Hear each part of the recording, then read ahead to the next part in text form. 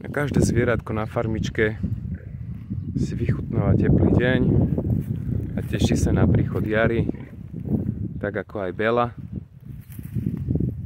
naše teliatko. A už nie je také teliatko, že to skôr taká slečna.